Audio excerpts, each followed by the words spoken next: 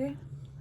Hi, my name is Ramanjit Kaur. I'm the student at Purdue Global University. I'm the nurse practitioner student. Here I have my patient here. We will be doing examination of abdomen and nervous system. I already asked my patient her name, date of birth, place, time, and the patient is alert and oriented times 4. Patient answer all the question appropriately, and patient is well groomed. General observation is good and normal. So we'll be starting with abdomen. So first we'll do inspection of the abdomen. I look at the patient abdomen to see if there is any abnormalities, any skin rashes, any spots that could be normal, such as scars, any discoloration, but I don't see anything. Everything looks normal. Just stand here.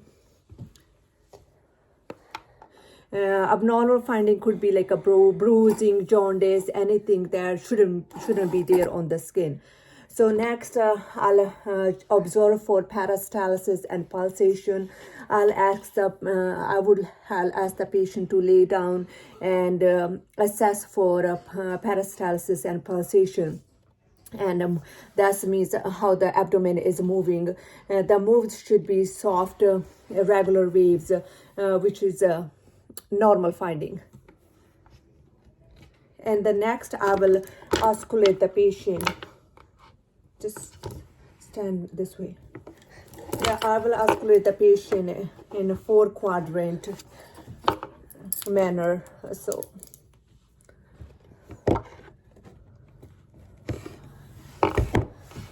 I can start with the right upper quadrant, right lower quadrant, and the left upper quadrant and the left lower quadrant. And gentle gurgling sound is a normal sound. If there is a hyperactive bowel sound, that means the patient has diarrhea or something else going on, which is increased frequency and intensity. It could be an abnormal finding. And next we osculate for bruit and over the aorta, and then renal arteries, iliac arteries, and femoral arteries. When we osculate bruit, that means it's a swishing sound, which is an abnormal finding. And then we can also the aorta is, we can osculate above the umbilical, which is like a 3-4 centimeters here.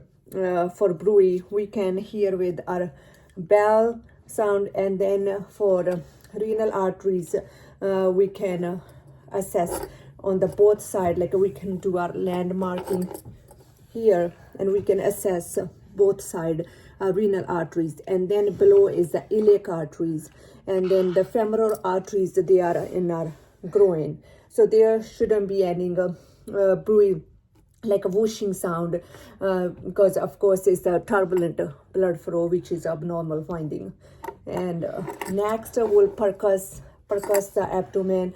We can percuss with our middle finger. We can start with the right upper quadrant, right lower quadrant, and the left lower quadrant, and the left upper quadrant, like in a methodical manner. And patient, for abdomen assessment, with the patient should be laying down, but for video purpose, this patient is standing.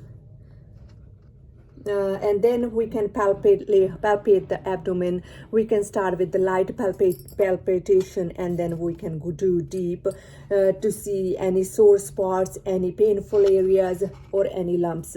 Again, we can start with right upper quadrant, right lower quadrant, and the left lower quadrant, and the left upper quadrant. And this will let us feel if there is a deeper, when we feel like a palpate deep, if there is any abnormality with the size and consistency of the organs. And next, we'll assess for peritoneal inflammation. The first is rebound tenderness. When we release any pressure, anything, or patient inhalation. Is there any rebound tenderness to the abdomen areas? And the next is Murphy sign. Again, the patient will be laying down. We'll ask the patient to take a deep inhalation while we palpating the gallbladder in the right upper quadrant. So right here we'll be palpating, and we'll ask the patient to take a deep breath. And if the patient has any pain, any tenderness, swelling, that could be sign of acute cholecystitis. And the rope swing sign, that's the pain in the right lower quadrant, which is here. So when patient again will be lying down. When we palpate the palpate the left lower quadrant, and the pain is radiating to the right lower quadrant, that means a patient could have appendicitis.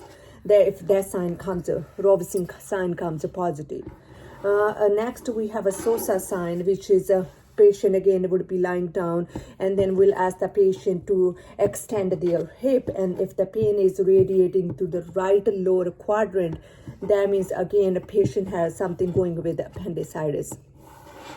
The next we have obturator sign, and that means when we ask the patient lying down in a position, and we internally rotate their hip, and then again they have a pain in the right lower quadrant, that means the patient has appendicilla. Cutaneous hyperesthesia, that means when we are increased sensitivity, when we touch a patient over the abdomen, and there's an increased sensitivity, and suggesting peritoneal irritation. And the next will percuss is a percuss liver, that needs to check the liver size, assess the size, and then that is on the right mid-clavicle under the patient rib cage. The liver shouldn't, when we percuss liver, if the liver is normal, it's hard to percuss, but if it's enlarged, then it will going down to the abdomen areas. So we'll percuss the liver mid-clavicle line around the third intercostal space under the right rib cage, and then we also palpate the liver to see if there is any abnormal finding. It would be the level of 11th and 12th rib cage, and if there's of course a liver is enlarged, that means it's a abnormal finding. When we palpate liver, we always, patient lying down, will ask them to inhale deeply so we can have a better understanding. Percuss spleen would be we'll ask the patient to elevate their right arm above their head to widen the intercostal gap to percuss spleen. So the spleen is on the 9th to 11th intercostal space on the left mid-axillary line. So we'll also listen for sound from lung resonance to changing to dullness, because the spleen again is an organ. And then we'll palpate spleen, placing our left hand beneath the patient back. So the left hand going patient back to the 9th and the 11th rib cage while standing on the right side. So we should be standing on the patient right side, and we're going palpating patient spleen, and that can help us gently elevate and support their spleen. We'll notice if there's any discomfort and enlargement going on underlying that causing any spleen diseases. Then we palpate bilateral kidneys. Again, patient would be lying position spine, or they can be on their sideways on the belly. So we'll take our both hand to palpate their kidneys and see using a bimanual method, and we go press upward and inward on the spine with both our hands, and we'll see if there's a hard, smooth, or movable edge of kidneys. Any swelling, pain, and tenderness, will take a note because it could be abnormal finding. And the next is assess will assess for costovertebral angle, and that will be the patient back, and which is the angle by the you can stand somewhere, the final rib, come there, final rib, and we'll mark our we'll mark the area, and then we'll go with our hand and we'll try to tap and ask the patient if they have any pain. If they have any pain and tenderness, that means it's somewhere something going on, which is a abnormal finding, or the kidney inflammation, kidney stone. And then the last one is palpating width of the aorta. First, we'll palpate our aorta, and which can be from umbilical 3 to 4 centimeter above, and then we'll palpate and we'll move around and check the strongest pulse to see the aorta pulsation, which are normally felt to the left of the midline. Can be noticed when we're palpating downwards. Just moving our fingers, and we'll check for any irregularity, pulsation, or widening, and then it could be like a sign of aortic aneurysm or any vascular anomalies. Okay, so next we'll assess patient mental status. We can ask a patient a question like their name, date of birth, person, place, or any recall. We can ask them to recall their events or follow any instruction. We can give them some words to repeat and remember. So that to assess if the patient have any irregularities, any abnormalities going with their mental status that need to be assessed, and any disorientation or memory problems, any perceptual difficulties or mood swings, or anything they are going through to remember their events or daily activities. And but this patient, I have assessed the patient mental status is within a normal finding. I haven't seen any abnormal finding with this patient. And the next we'll move to assess patient cranial nerves from 1 to 12. So the first is olfactory, and we can ask the patient, I can give the patient a candle or a coffee so they can smell, so see to check their sense of smell. So that's the olfactory nerve, which is the first one. And the second is our optic nerve. So I can ask the patient is to check the patient optic disc and retina using a fundoscopic examination. I can ask we can do the confrontation test, so which is patient will cover patient one eye, and then I will cover my eye, and then I can ask the patient how many finger are there, like we can go in the different direction, and then patient will move to the other eye. So like a covering eye, confrontation test, and then also we can use a Snellen chart to check patient visual acuity, gaze or visual. That's our optic nerve 2. And the next is oculomotor and trochlear and abduction. That's our 3rd, 4th, and 5th cranial nerves.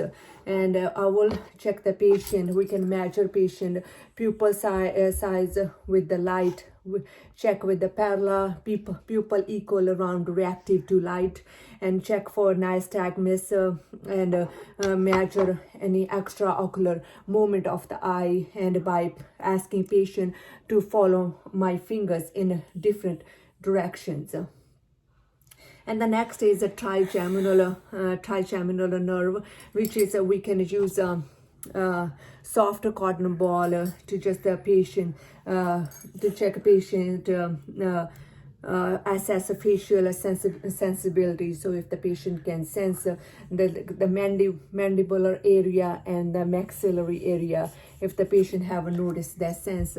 And also we can ask a patient to move their jaw side to side to check their motor function. Yeah. And the next is the facial nerve. So we can ask the patient to blow their cheeks, and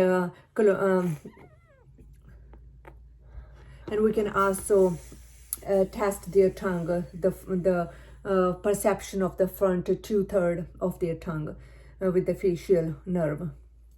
We can give them something to taste.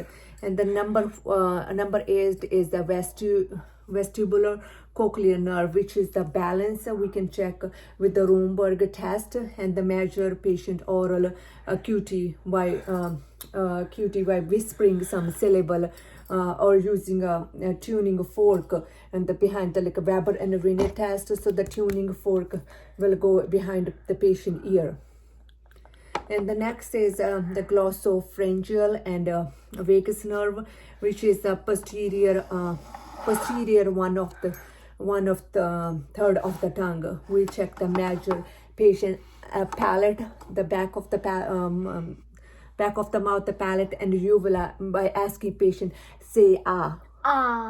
Yeah. So the movement of the and then we can also check their gag reflex by checking a tongue depressor and pressing their tongue and make sure they gag. And the next one is the accessory nerve. We can ask the patient to test their head rotation against and then shrug their holder by against resistance. And the last one is a hypoglossal nerve.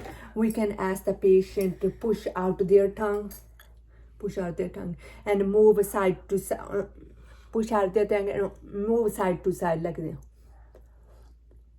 Move side to side to check the strength and mobility and the location. Check for any inconsistencies. So the next is the motor system, the muscle bulk and tone, strength, coordination, gait and stance. The gait and stance, we can ask the patient to walk, so we can check the patient gait, how they are walking, and the stance, their balance and the coordination. And the muscle, we can ask the patient to show their calf muscle, so we can measure the calf muscle and we can check both muscles are equal and there's nothing like a swelling or tenderness going on. And muscle bulk, we can examine palpate the muscle for any like the flaccidity or stiffness. We can check a patient upper extremities, gonna push against you, okay? So hold it here. Then we can check the muscle strength on the upper extremities, the same with the way pushing the leg, and then we can check muscle strength. Looks good. And we can check on the other side. Go ahead, put your hand. Okay, push down. Okay, go ahead, push. Checking their muscle strength and tone strength. Okay, next we have a sensory system: pain, temperature, vibration, and light touch and discrimination. That's a sensory system.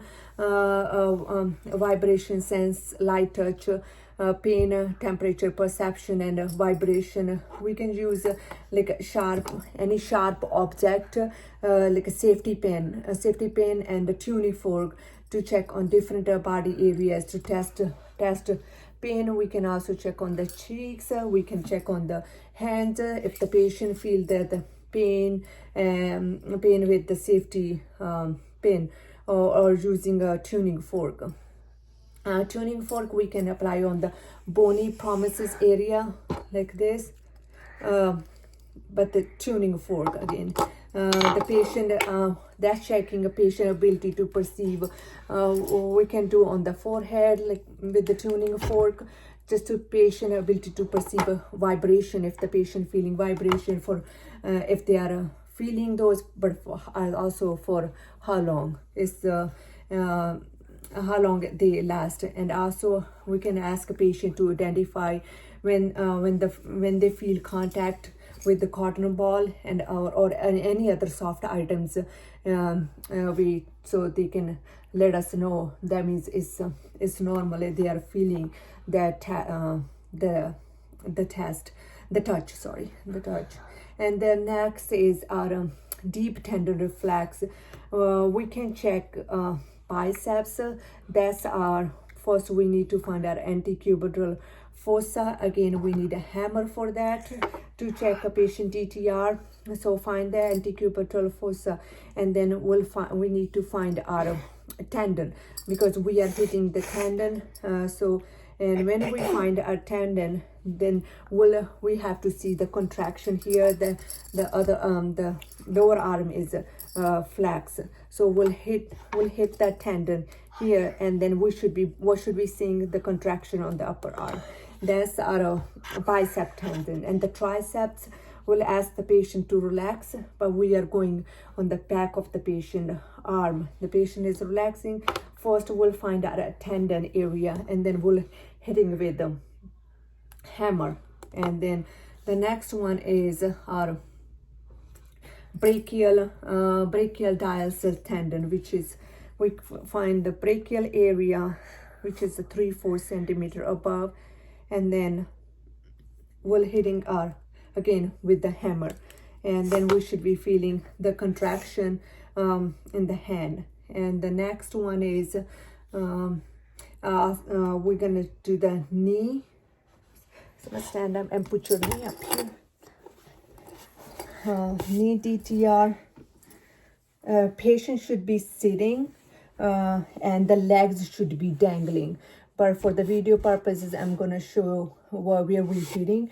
So the patient should be like dangling again, for the like a knee slightly bent, and then we go here below the patella. So the patella here below the here. So we are hitting the below the patella reflex with our hammer, and then we should be feeling the contraction. And the last one is Achilles.